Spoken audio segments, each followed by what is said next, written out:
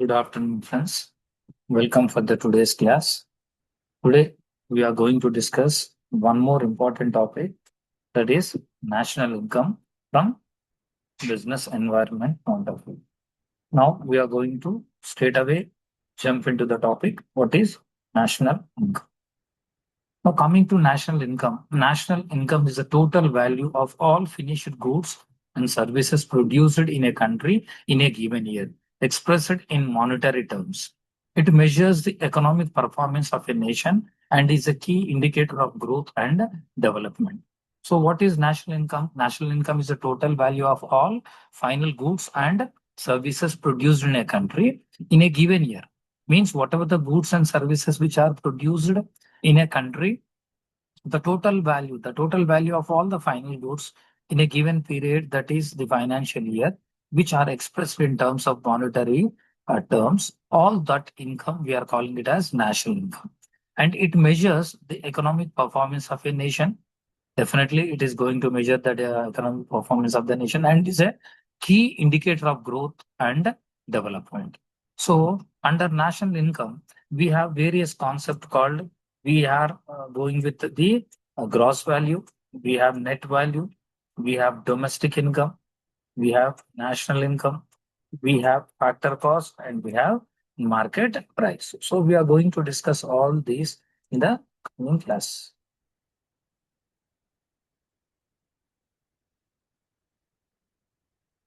Right. Now, what is national income?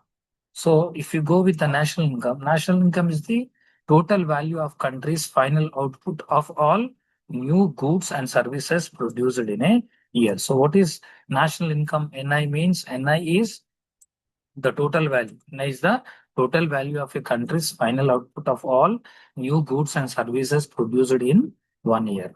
Now, next comes what is GDP. GDP is the total market value of all finished goods and services produced within a country in a set time period. Now, national income is the total value of country's final output, but where GDP is a total market value of all finished goods and services produced within a country in a set time period. Now, what is GNI? Gross National Income is the total income received by country from its residents and business, regardless of whether they are located in the country or abroad. So here we have studied what is the national income, what is GDP, and what is GNI. I will move to the next continuation. Now these are the concepts. These are the concepts of national income, and with a few examples, we are going to discuss what the concepts are called. So out of this, the first and most important is GDP, gross domestic product.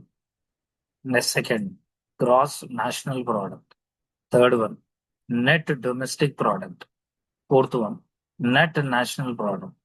And after that, per capita income. So these concepts we are going to discuss in the class. Now we'll move to the first concept.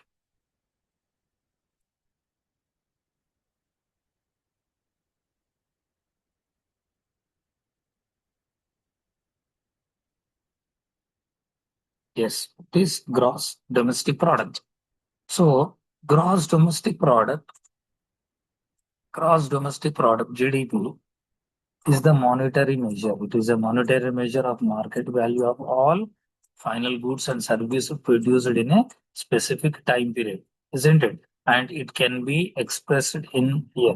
So GDP is equal to C plus I plus G plus X minus M. In other words, GDP is equal to C stands for consumption, I stands for investments, G stands for government spending plus exports minus imports. So here, what is exactly the GDP means? The GDP is the monetary measure of the total market value of all the final goods and services produced in a specific time period. So all these are need to be produced. So it can be expressed in terms of C plus I plus G plus X minus M, where C is equal to consumption, I is equal to investment, G is equal to government spending, plus exports minus import. If we calculate this, so we are going to get what is gross domestic product. Right now here, there are two concepts. What is a real and what is a nominal GDP? So before we calculate this nominal and real GDP, we should know what is the nominal GDP and what is a real GDP. So first we like to go with what is nominal GDP. So nominal GDP is an assessment of economic production in an economy that include current prices in its calculation. So please keep it in mind whenever you're talking about nominal GDP means for the calculation, you are taking the current prices. What the prices which is fixed by the government, which is prevailing in the market, those those are considered. Those are considered for the assessment. In other words, it does not stripe out the inflation or the pace of raising prices, which can inflate the growth figure. Now here, the inflation, fluctuations in the market, all these things are not considered while you are calculating the nominal GDP. So nominal GDP is an assessment of economic production in an economy, but which it includes only the current prices. Current prices. It is not bothered about how the inflation is there, whether it is inflation or deflation, whether the market condition, how the market conditions are moving. All these are not bothered by the nominal GDP. So nominal GDP is always considering the current prices. So this is what you need to keep it at. So based on the current prices, isn't it? And it is not bothered about the inflation like rising prices, and other things it will not be considered. Now coming to other side is the real GDP. Now what real GDP? If it is considering the current prices means definitely real GDP will adjust. It's based on its inflation. So how the market prices are increasing, how the conditions are there. On this, these are considered. So here real GDP is an inflation adjusted measure that reflects the quality of goods and services produced by an economy in a given year, with price held constant from year to year in order to separate out the impact of inflation or deflation from the trend in the output over time. So it is very clear from. So the real GDP is an inflation adjusted measure. So whenever the prices are high, things will be, the GDP will be adjusted. When the prices are coming down, the GDP will be adjusted. But coming to the nominal GDP is fixed based on current prices. It is not worried about the other prices, anything, or what are the changes which is taken place. It only consider the current price. But coming to the real GDP is always an inflation adjusted tool. It is a inflation adjusted. When the prices are high, so things will keep on changing. Some adjustments will be taken. And if things are already into a deflation, again, the measures will be adjusted. And this is how the basic difference between real GDP versus the nominal GDP. So one point is very clear. Real is inflation adjusted one, but where the nominal is current prices calculation. Now we'll move to the next one. Next topic. Yes. Now what is GNP? Now, the second and most important national income concept is gross national product. Now what is gross national product here? Isn't it? So now total market value of, please friends remember the total market value of all final goods and services. So how many goods and services which are produced in a country in a given period? So the total market value which is produced by a resident of a country. So very, very important. Which is produced by a resident of a country during a given period of time. This is known as gross national product. And if I want to say it in a formula, GNP is equal to GDP plus net factor income from abroad. Very, very important. So net factor income from abroad. Now here, what is the GNP means? It's the total value of all the final goods and services produced by a resident of a country during a given period of time. Now, how we will calculate it? Now, in the previous slide, we have discussed what is GDP. Now, GDP plus net income factor from abroad means people of India who are working outside or who are doing business outside, isn't it? And they are generating income in the other countries and they are sending that income to country like India, and that income is a net factor income from abroad. And here for GDP, that income is added. So here GDP plus means factor income received from abroad. Minus means factor income paid to abroad. Two things are there. Now, if we have a plus means the income we are receiving from abroad, and if it is minus means income paid to abroad. So this is gross national product. Now, next one.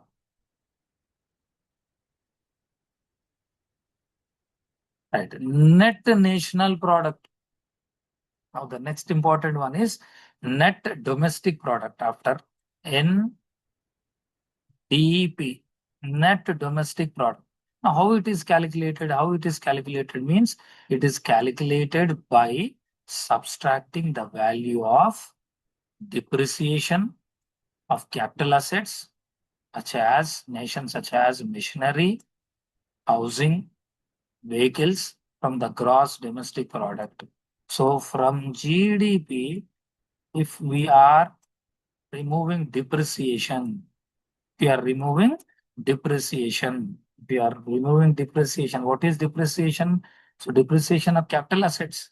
They are nothing but depreciation of capital assets. And those capital assets are nothing but it can be a machinery, it can be housing, vehicles, and which we are considered as a depreciation. Isn't it? So it is what is NDP means national domestic product is calculated by subtracting the value of depreciation of capital assets of a nation such as machinery, housing, and vehicles from the gross domestic product.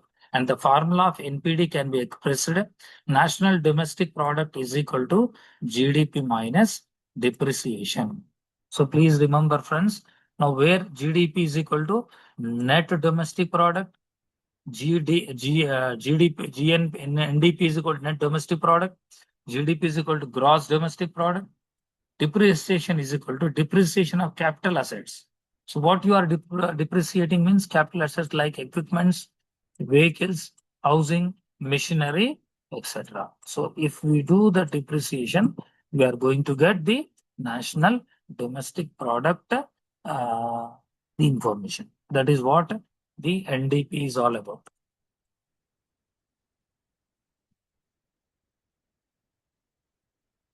Right. Now the next one is NNP. Now what is NNP? This is also one of the important concepts. What is NNP? Now, NNP means net national product. NNP means net national product.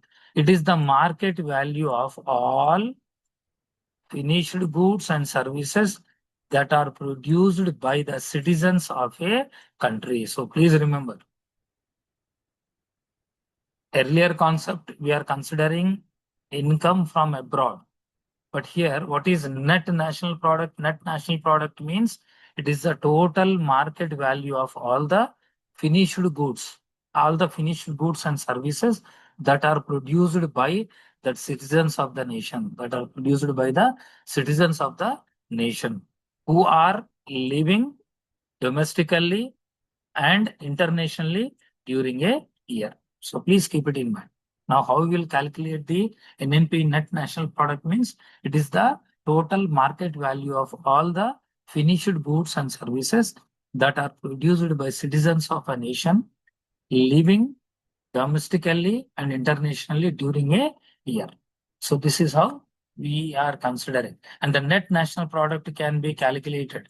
Isn't it? It is calculated by a simple formula. You can understand NNP is equal to GNP minus depreciation. GNP minus depreciation. Now GNP, what is GNP? We have already studied in the previous slide. What is GNP? Now GNP, right. So GNP is equal to GDP plus the net factor income from abroad. Net factor income from abroad. Those are Indians who have settled in US or maybe other countries from their countries, they are sending some amount to India, and that amount is also considered here. If you add that amount to GDP, then we are calling it as GNP. Now, if you see what is GNP means, GDP plus net factor income from abroad. Right. Now, how you get NNP? The simple logic is how you get NNP. NNP is the market value of all the finished goods and services which are produced by the citizens of nation living domestically and internationally. That is what I am saying. Income which is coming from abroad is the persons who are Indians but staying outside India. So we'll consider both. That is the reason how you can write down the formula. Formula is very clear. NNP is equal to GNP minus depreciation. That is what you need to consider. So this is what the national income, most important concepts of national income.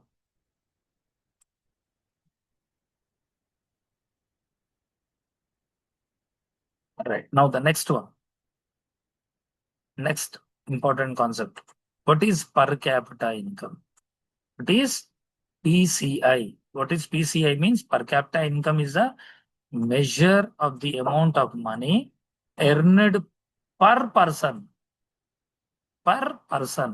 in the nation or a geographic region, isn't it? So it is the measure of amount of money an individual or a one person is earning in a particular country or in a region or a local geographical location. And per capita income helps to determine the average per person income to evaluate the standard of living for a population. So friends, please remember, the person who stays in Delhi, his per capita income is different. The person who stays in Hyderabad, the per capita income is different.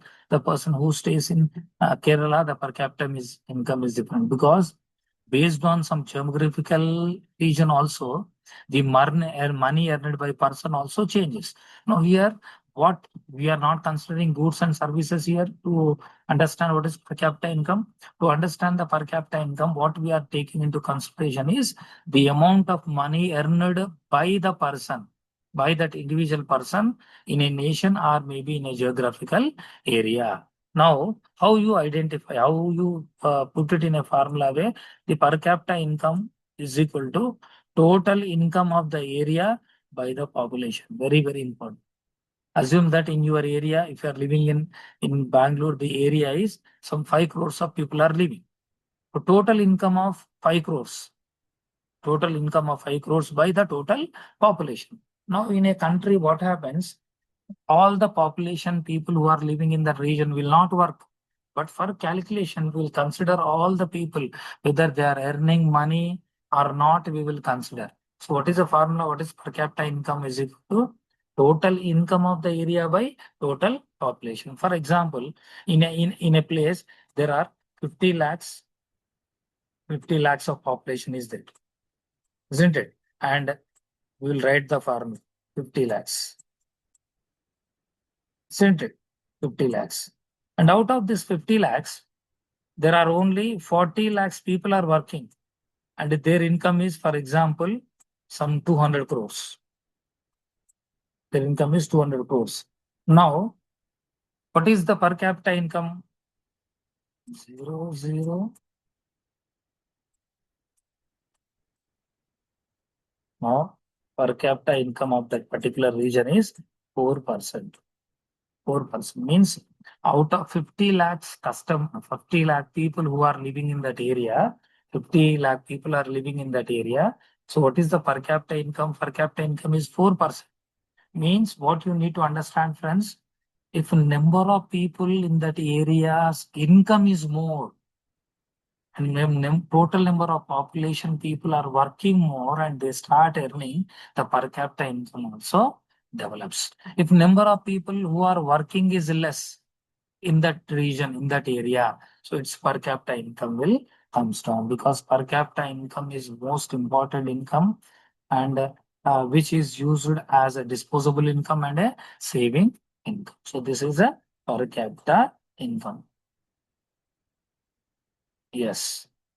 So this is what the per capita income. And now we'll move to the next concept called balance of payments. Now, what is this balance of payments? How it is important from the Indian economy point of view? We are going to discuss. Right now, what is balance of payments? Now, balance of payment is a systematic record of all the economic transactions. Please listen. So it is a record of all economic transactions between residents of a nation and rest of the world in given a given time period. Now, please, friends, how the balance of payments are calculated? It will maintain a dual entry system record. And what type of data is recorded in that balance payments? All the economic transactions between India and the rest of the country. Now, India is doing trade with many countries like UK, USA, Russia, Pakistan, Bangladesh, Sri Lanka, big countries, SAARC countries, UN countries. India is doing trade with almost all the countries, and India is a member of WTO is also. Now, whatever the transactions between India and the rest of the world, and what are those transactions? The inflow or outflow. Either you are exporting or either you are importing. So in a given period of time, that we are considering as a balance of payments. Now it shows the inflow and outflow of foreign exchange. Yes. Now, what is the transactions? So if country A is doing trade with country B, if both are doing trade, what it is nothing. A has a transaction with B and B has a transaction with A. And AB transactions, we are considering it as the flow of or outflow or inflow of the currency. Means, for example, A is India and B is USA. Now, between these two countries, the trade is taking place, either imports or exports. The dollars will flow to India and the Indian currency will flow to America. So, vice versa. Now, what is most important, you need to understand the definition is the balance of payments is a systematic record. Now, I said it's a double entry system. It is a double entry system. Balance of payments is double entry system, isn't it? And it record all the economic transactions. It record all the economic transaction between the residents of a country and rest of the world. Means the persons who are connected in the form of trade with India, all these transactions, either you are importing, either you are exporting, all the transactions will be entered into a dual entry system ledger, that is balance of payments. Now, the inflows and outflows of foreign currency will help in understanding the country's external economic position. So this is what most important. If you know the data clearly, it becomes easy in knowing your external position. And always your balance of payment should be equal to 0. Your balance of payment should equals to 0. If it is more, then we can call it as plus. If it is less, we can call it as deficit. So whether Indian balance of payment is a surplus or deficit, so we are going to find.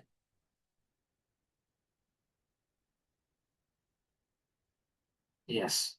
Now in balance of payments, we have different types of accounts because I said it's a double entry system.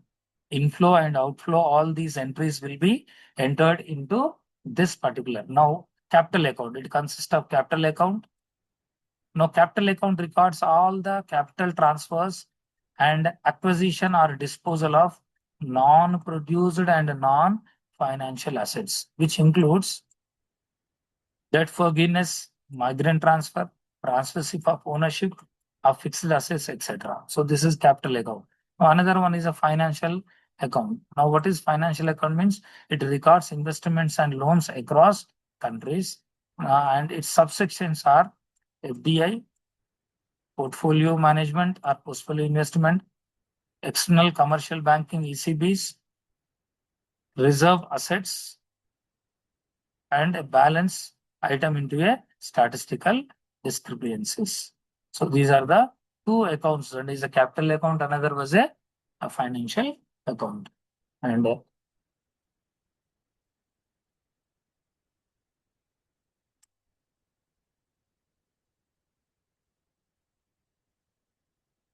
yes. And ideally, the balance of payment should be always equal to zero. If you want to maintain the balance of payments equilibrium, isn't it? Always see that the balance of payment should equal to zero. If it is minus, it is a deficit. If it is plus, it is surplus. So corresponding debit. So there is a current account deficit which must be financed through the capital and financial inflow of reserve depletion. So here the balance of payment should be always zero. And if it is zero, then possibility is there. Your balance of payments are under control. So this is what the balance of payments. Now I want to show a simple diagram. Yes, you will see this diagram. Now, Indian balance of payments we are dividing into current account and capital account, isn't it? And again, current account will have goods and services. Capital account deal with capital account and financial account. So now under current account, we have goods and we have services. Goods, that is exports or imports, and services IT and BPO, tourism, etc. So under capital and financial accounting, one is a capital account, another one is financial account. Under capital account, debt forgiveness, migrant transfer, reverse, etc. And in financial account, you have to go with portfolio and other investments. Now coming to the current account, we are classifying into goods and services. Under goods, we have income uh, transfers. Income transfers is nothing but wages, dividends, profits, donation, etc. Income is nothing but interest and profits. And this is called as the structure of BOP.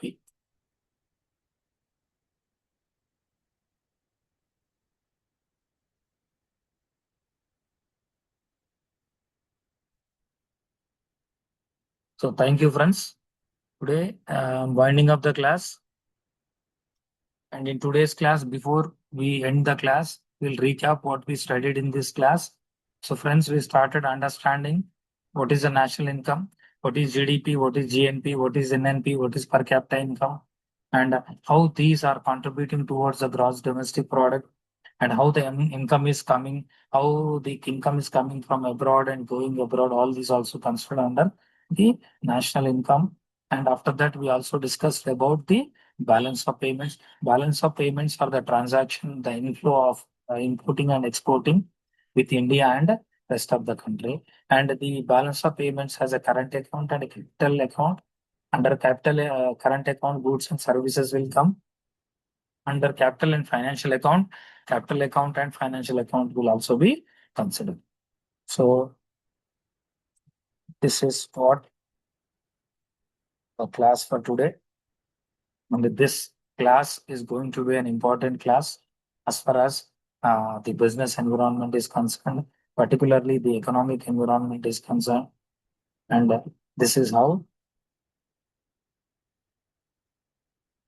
per capita income, all these are we have discussed in the classroom. So we have discussed few formulas also. So keep that formulas in the mind. So because national income will definitely boost the country's economy. So thank you so much for joining the class. I'm signing off today and we'll meet